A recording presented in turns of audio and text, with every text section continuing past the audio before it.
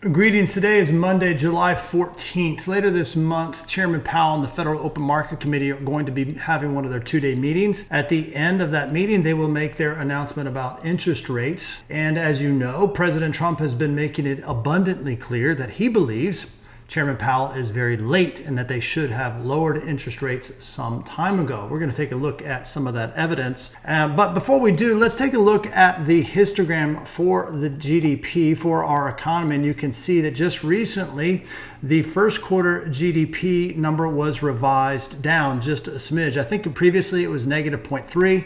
It is now negative 0.5. So barely negative, but still negative. Now remember that the typical definition of a recession is 2 consecutive quarters of negative GDP. So let's take a look at the Atlanta Federal Reserve, and their GDP Now tool is estimating second quarter GDP to be a positive 2.6%. Now remember, they were very, very wrong last quarter, but still that is their current estimate. If we look at the New York Federal Reserve, their nowcast is forecasting a 1.6%. If either the Atlanta Federal Reserve or the New York Federal Reserve's forecasts are correct, that would put our GDP in the second quarter right in that range of what some refer to as a Goldilocks economy.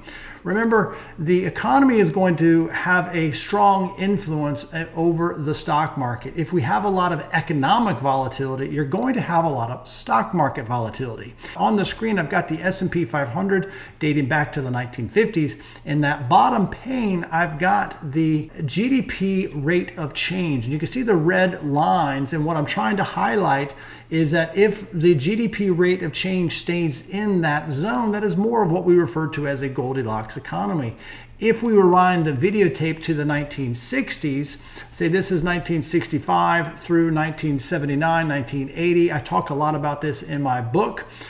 There's a lot of economic volatility, and as a result, you had a lot of stock market volatility. That is really not what we want. We really would like to see the economy more in that Goldilocks zone. So if either the Atlanta Federal Reserve or the New York Federal Reserve, if their forecasts are correct, then we're still in that zone and no recession in sight, at least not in the short term.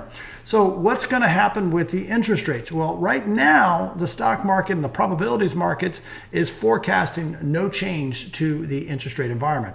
This is the current range of where interest rate, the policy is right now. And this is the probability, about 93% probability that the interest rates will be left alone. Now, you and I are most likely familiar with CPI. That is inflation index that most of us refer to, but the Federal Reserve prefers PCE. It's a slightly different measure of inflation. On the screen right now, this is the core PCE, and what you can see is it did tick back higher with the last update. So I would suggest that this data point is going to have a heavy influence as to whether or not Chairman Powell and the Federal Reserve make any changes, because inflation is one of the things that they have been very clear that they're trying to battle, and they really want to get that number down below 2%.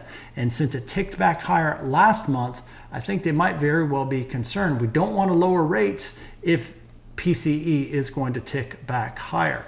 I hope that helps. My book, Evidence-Based Investing, is now available. You can find it on westbowpress.com. You'll find links on my personal site, theodorehicks.com. If you have any questions, by all means, feel free to let me know. Thanks for watching.